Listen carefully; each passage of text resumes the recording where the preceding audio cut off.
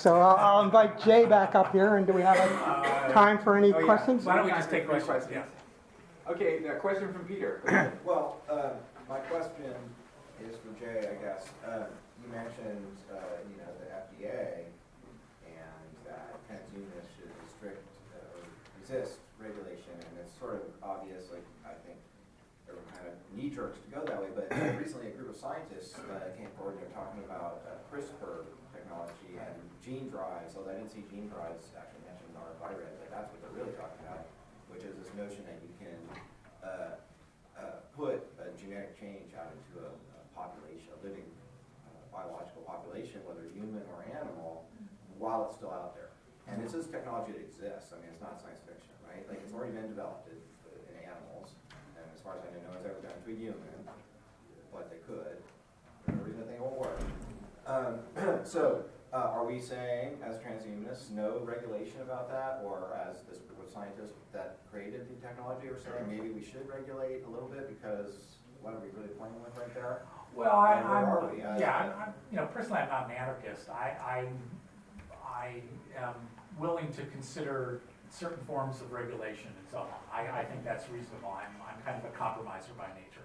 My point, though, is that often what happens in a society is that you get an accretion of ancient regulations and taxes and subsidies and bureaucracies, and this just tends to sort of be a frictional loss as it goes on. And so often you have technologies, which just happened, I don't know what, probably people here are pretty pro-net neutrality, but the idea that deciding the internet should be regulated the way that we regulated the phone system in the 1930s, to me seems kind of insane. That's just not, oh yeah, we'll just regulate it like a phone company. It's like, why would anyone into tech think this is a good idea? So I just want people to see that regulation has downsides. It has downsides that are happening right now, and I think it'll have especially in biotech and transhumanist biotech, that's a real problem that's going to be faced. So just be careful.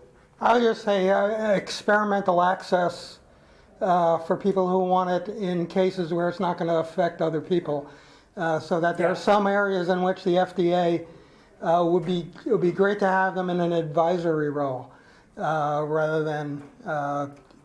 Exactly. Yeah. I think it'd be really important to have some sort of an opt-out option. It's like, yes, I'm willing to take this risk for myself or for my parent who has Alzheimer's, and yes, I just read about some wonderful breakthrough where they are working using ultrasound to fix Alzheimer's. And it's like, oh, this seems to work in mice, and maybe in 10 years we'll have a human trial. And it's like, my parents have this right now. I would be happy to have somebody from Australia fly in and try on my mother because she doesn't have 10 years, and maybe it won't work. I don't know. She's probably not in a situation where she can make that decision. But those of us who love her would probably be willing to say, okay, it seems to work in mice, okay, let's give it a try. Maybe it'll work. 100 years ago, 200 years ago, so much medical progress happened because somebody said, well, this might work as a vaccine, let's try it, and they just tried it. And yes, there were risks, but, there were a lot of progress happened fast.